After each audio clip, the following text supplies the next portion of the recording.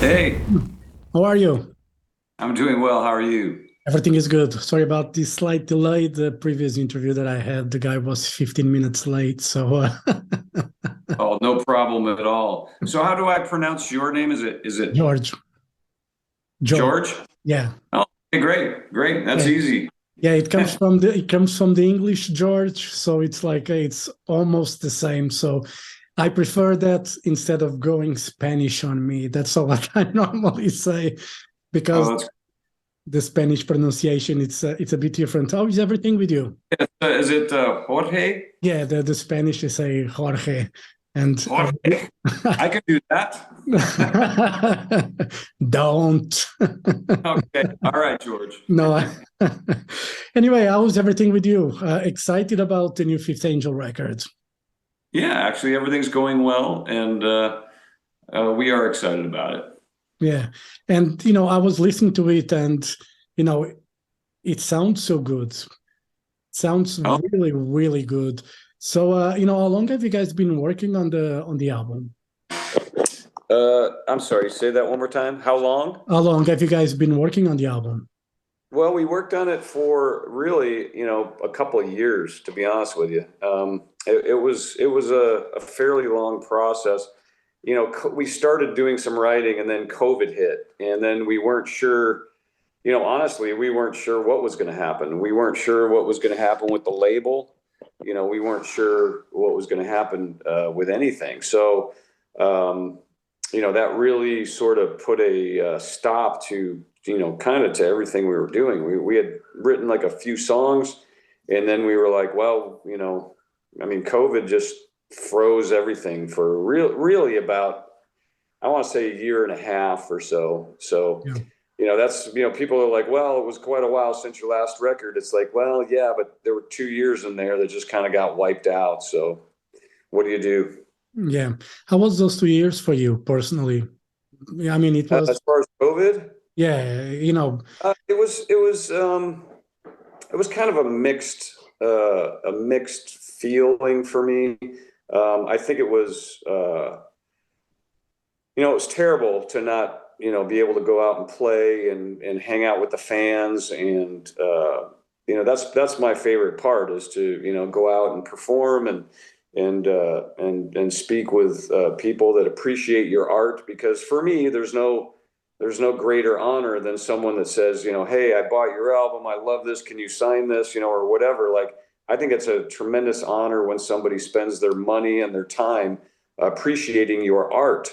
So it was a very tough thing to not be able to do that, for really a couple of years. I mean, it was really a couple of years before we could play shows again. yeah. And, this album is a concept record, as far as I'm aware.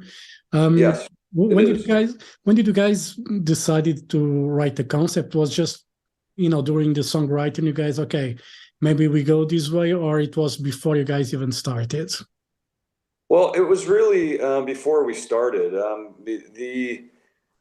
The idea for the concept record really started on the last one, on the Third Secret. We were thinking about, wow, a lot of the themes and a lot of the topics of all the albums. And that's the thing that might be a little different on this concept album, is we took all of the themes of the previous albums and we wove them into a cohesive story for this record.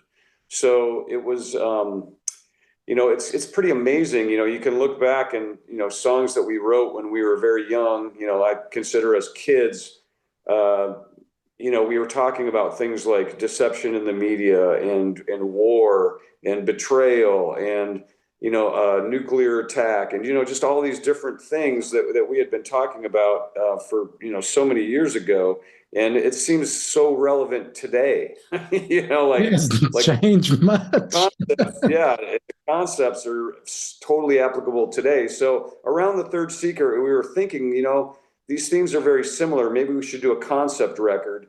And then that didn't happen on Third Secret. So, when we started this one, I was like, yeah, we should do a concept record, and we should do something different, because I don't think there's been another concept record that took all the old topics and songs, like, even like we kind of borrowed, like we took some song titles and we injected a lot of the old themes and things into this record, which I think, if you're a Fifth Angel fan, I think you'll love it because there's so many references to other songs, and you can actually go back and listen to some of those old songs and get a deeper insight into what's happening in the story as well.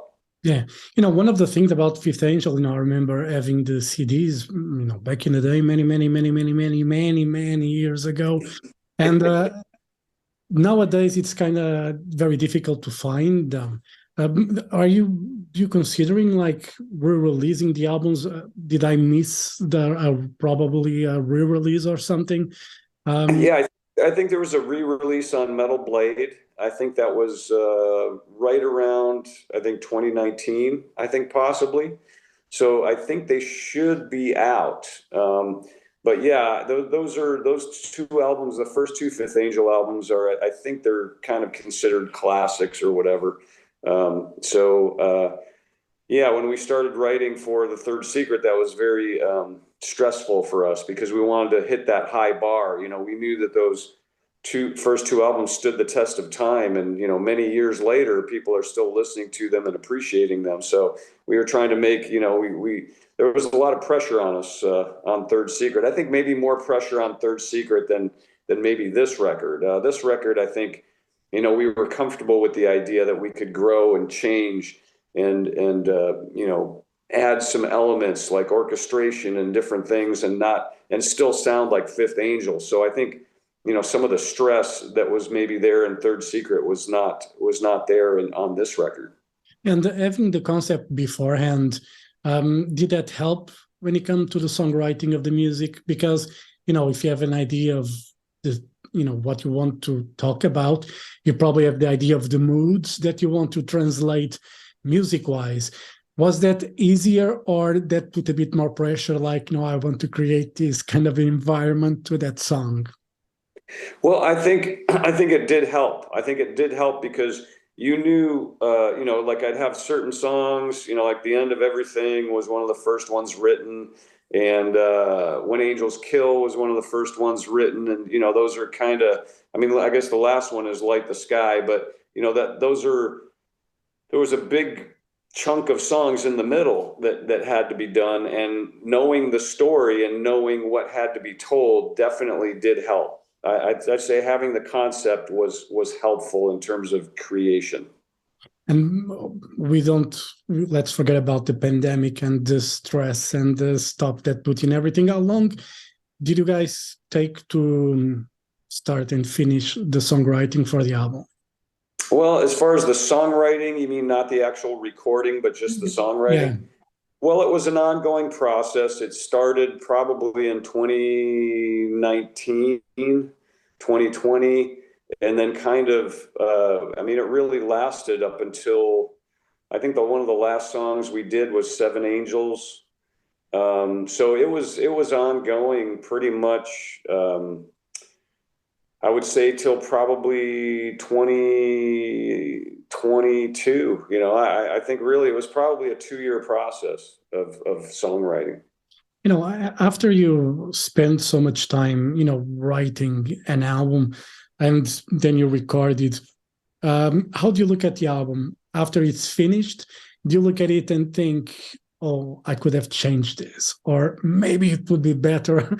Do you have those thoughts, or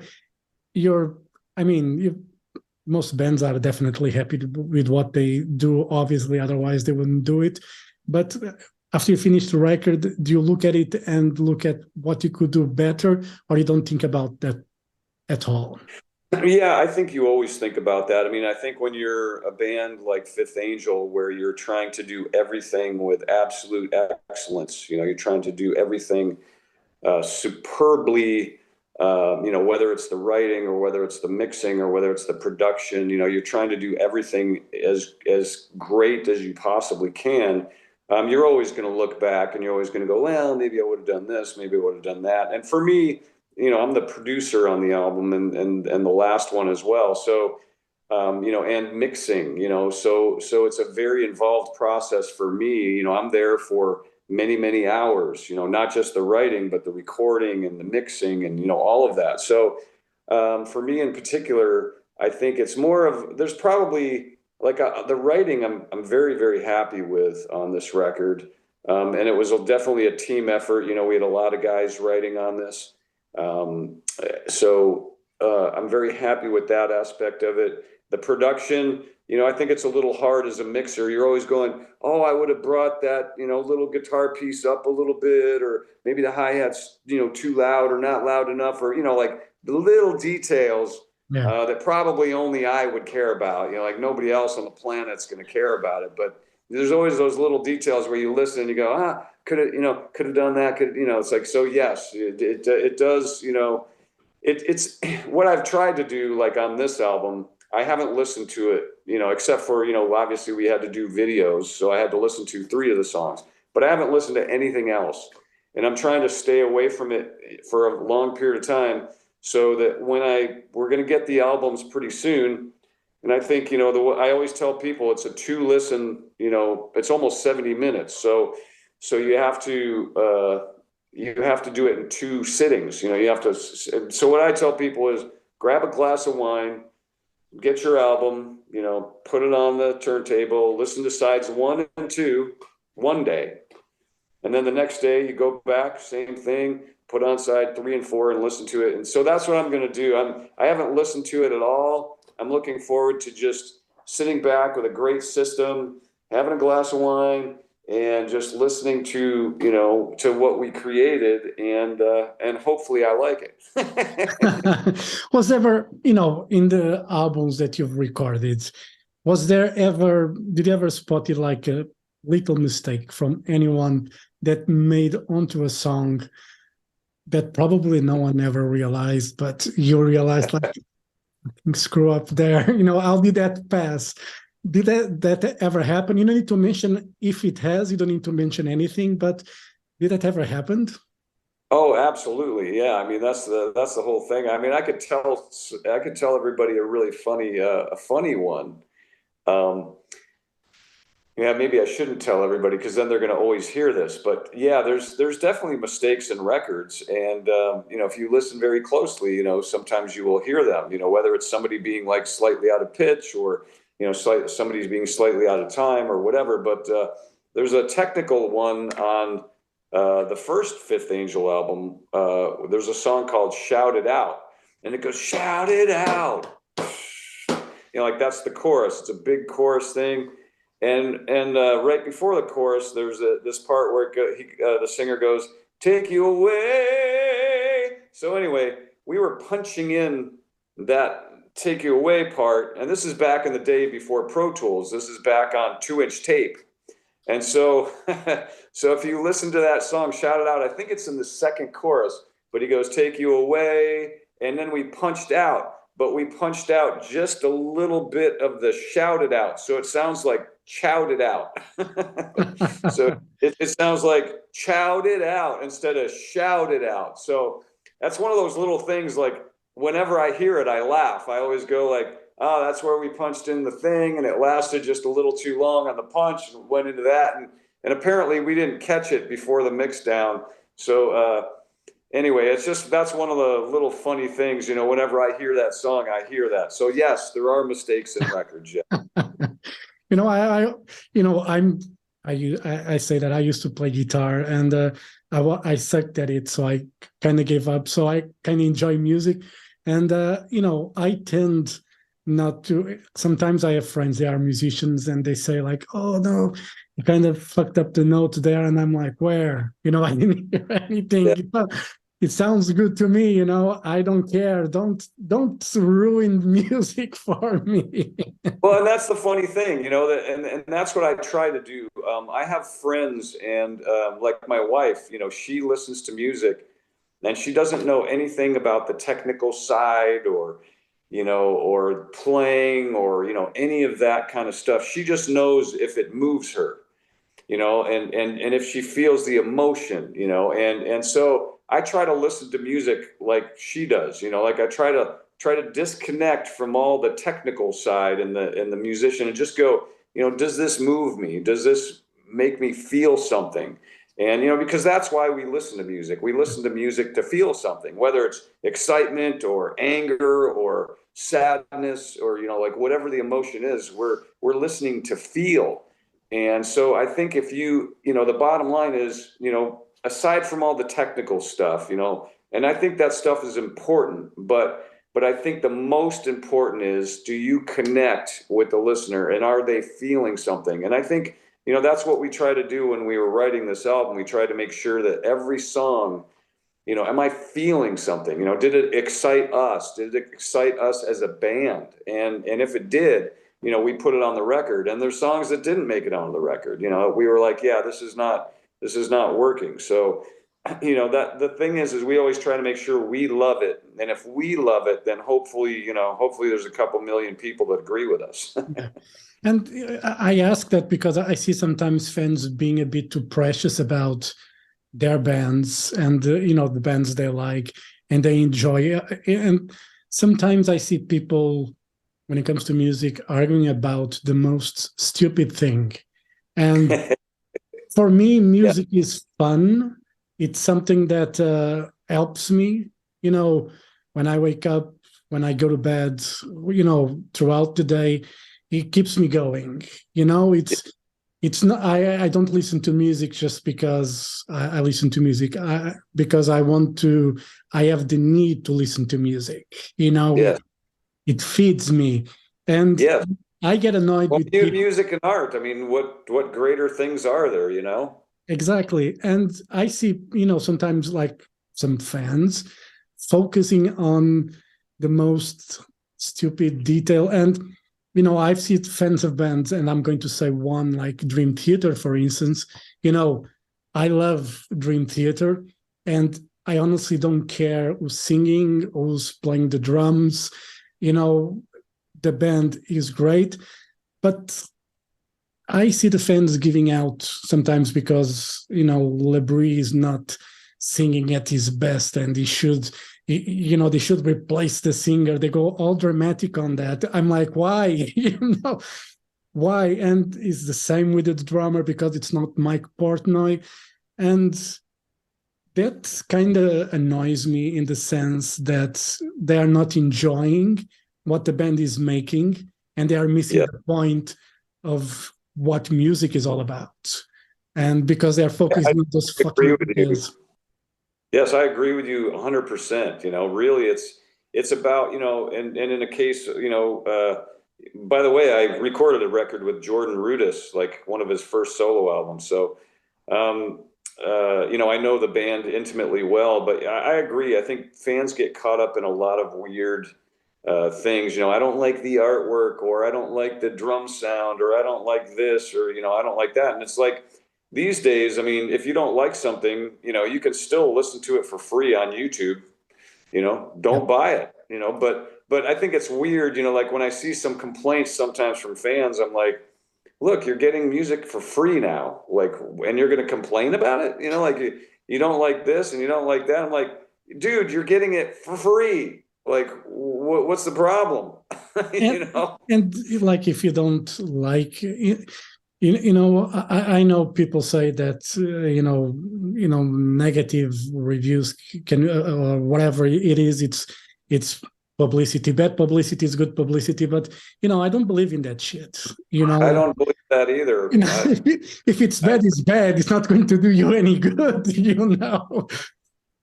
Absolutely. Yeah. Yeah, and I think a lot of fans feel like they have to say something, about something and sound like they know something about it, which is really weird. Like I see a lot of fans talking about the mix or this, on other bands, like where you see and you go like, are you a mixing engineer? Do you know what you're talking about? Like I saw one guy go, everything Nuclear Blast puts out, it's all high end, it's all this, and I'm like, come on, man. It's like, they're trying to sound like they know something, and I'm just like, it's like unless you're an audio engineer, maybe don't comment about those things. But I guess everybody has their opinion and they want to, feel like they have something to add or say. But I kind of like you. I think if you're going to do that, why don't you appreciate the music because these people are making art for you. Yeah. They're making art for people to listen to and enjoy and enhance their lives. And I think as fans, because I'm a fan of a lot of different music and a lot of different artists. As a fan, I've never written anything negative on anybody Yeah. because that's not what it's there for. It's there, like you said, it's there to be appreciated and to enjoy. And these people have spent a lot of time and their lives learning their craft and getting great at what they do to make something for me to enjoy. And I've never written one negative thing ever on anybody's music. Yeah, and for me, I don't. For me, it's very difficult to do an album review. And if someone asks me, I say I don't do album reviews because if I listen to a band, I'm going to enjoy it or not. If I'm going to Yeah, enjoy it, I'm going to love it. If I'm not going to enjoy it, I'm going to hate it. So, I it's every time like I get excited with these new Fifth Angel records because I'm a fan since the first record, and I was excited when you guys came back, and I could never say anything bad about it because it sounds good to me. And yeah. Well, I appreciate that. And yeah, you said, "Hey, the album sounds great." I'm like, "Thank you so much." That's awesome because that's the reaction we love to have. We hope, because we worked very diligently on it. We put a lot of effort into it. We put our hearts into it, and we tried to make something that we loved. And so, and that's always our standard. If we love it, then we can be happy no matter what anybody else thinks. But at the same time, you hope that there's going to be a lot of people that listen to it and feel the same way. Like I listen to it, I get excited still after yeah, hearing it, gajillion times. Now I've taken a break now for several months. I think it's been a few months since I've really heard anything except for the songs we had to do a video to. So I'm very much looking forward to going and listening like a fan, where I can just close my eyes and sit back and imagine the story and listen. And I'm looking forward to that. yeah. And with the album out, what are touring plans? I know it's not easy because everybody's busy with other bands as well. You included. You have other things that you do. So, what's the idea when it comes to live shows for Fifth Angel? You guys are playing Alcatraz in Belgium. Uh, Yeah, we certainly want to do as much as we can. I think it's a little difficult for a band like Fifth Angel. We come from the United States. Touring in Europe is very expensive now. yeah, And that's the thing that a lot of bands that are way bigger, than Fifth Angel have had to cancel because they can't make the finances work. And it's a very challenging thing right now for a lot of bands, not just Fifth Angel. There's a lot of bands that are having a lot of trouble right now, just because you don't want to go over and lose money, and that's really the prospect for a lot of artists is, when you look at the flights, for instance, let's say you have five guys, just flying over, it's 8,000 euros, to yeah, to fly the guys and the gear that they need to take, their guitars, stuff like that. And then you have to think about renting the gear and transportation and either a tour bus or a van, or and then the crew, and then so by the time you add all this up, people think, oh, there's so much money. Well, it's not really. I mean, it's a very, very difficult industry right now, and the costs have gone up like twice as much, and the pay is stayed the same. yeah. So it's a very difficult time for, I think, bands from the US. Very tough for us now in Europe. Very tough. Yeah, I think it's tough for bands in Europe to travel to the US and vice versa. I think it's complicated. But, normally the festival season works for a lot of bands. Maybe Yep, next year you guys can make it work somehow, that would so, be great. fingers crossed for that. And, let's go a bit back in time to that show at Keep It True festival in 2010 when you guys made the big return that unraveled the third secret, and now when angels kill. How was that show for you, to see people reacting the way they did, knowing the songs? Did it surprise you? How was your feeling when that happened? Well, it was. I mean, I think that for us, when grunge hit in the United States, you know, Fifth Angel is from Seattle, Washington, and you know, that's where we grew up. The bands that were big in that era were, you know, like Queensryche and Metal Church and Heir Apparent and Fifth Angel and Q5 and TKO, and you know, like there was a whole metal scene happening in Seattle. And so, you know, when grunge kind of took over, it was very difficult for us. It sort of wiped out. You know, we lost our record deal.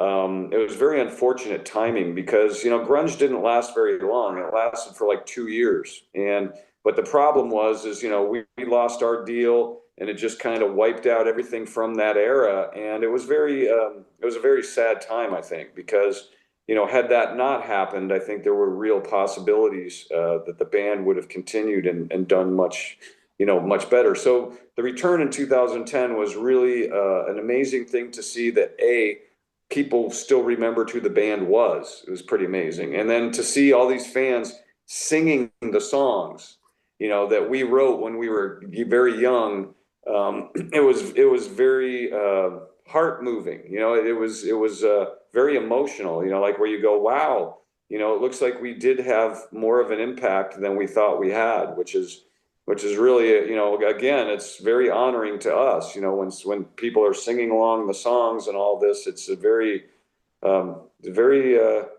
we don't take that lightly. Yeah. And, you know, just to wrap it up, nowadays everybody talking about the use of tapes from bands, you know, backing tracks, which is something that has been used for many, many years. Sure. The 80s were, and, you know, the 70s and 80s, probably the best 2 decades when it comes to music creatively. You know, I don't think there was 2 decades that were so, you know, where music was, you know, absolutely fucking amazing, so creative. So what do you think made, you know, those decades special? And why do you think, you know, because it's connected, I think, the musicianship from that era to bands relying a lot on backing tracks these days. But what's your take on My take on backing tracks? Well, you know, to be totally honest, I've seen some bands using like backing tracks, like on the lead vocal, and you know, the way I see it, you know, it's almost like then you're basically paying money to go see them make a video. You know what I'm saying? I think that's what I think it's like. You know, it's like people say like, well, Motley Crue used backing tracks and, you know, none of them are playing. And I'm thinking, well, so basically what you know, it's almost like going to see them make a video, you know, like they would just be lip syncing but, you know, now they're lip syncing and it's in a thing. So, some of the bands that I loved growing up when I was a kid that I've seen using backing tracks, I'll be totally honest with you. I'd rather they use the backing tracks than sound horrible. You know, it's like I want to see them sound like, you know, I want to see them how I remember them as a kid. I don't want to see them go out there and just suck. So, I mean, if they have to have a singer on track, you know, to make it sound good, you know, I'm okay with it. You know, I'm there to, you know, hear those songs again and relive that experience. But obviously, you know, if you can do it and not use tracks, you know, do that, you know, obviously. And I think if you are going to use tracks, use as few as you can. Like, you know, I don't mind seeing a band where there's like a keyboard or a backing vocal or something like that on tracks. Like, I don't mind that. I think it can definitely enhance the show and make the show better. But, you know, when you talk about like, you know, lead vocals and, you know, guitars and, you know, all these other things on the tracks as well, it starts getting a little weird and you kind of go like, you know, I think if you're a younger band and you can do it without that kind of assistance, you know, you should definitely, you know, I would say backing tracks are the last resort, you know, they're the last resort.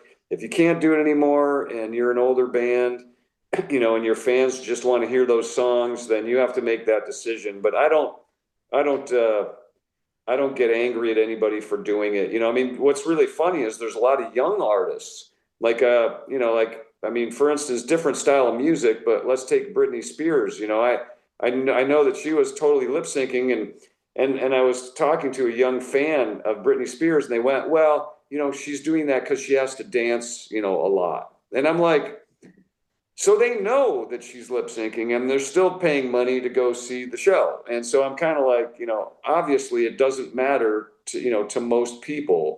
But to me, I think if you can not do it, then you should not do it. And if it's like if you're a band, like an iconic band, I know Kiss was being berated for using backing tracks. But in a situation like Kiss, to be totally honest, I'd rather see this great show and have great sound like I remember when I was a kid, rather than somebody really performing badly. So I think you just have to you have to make that decision as an artist.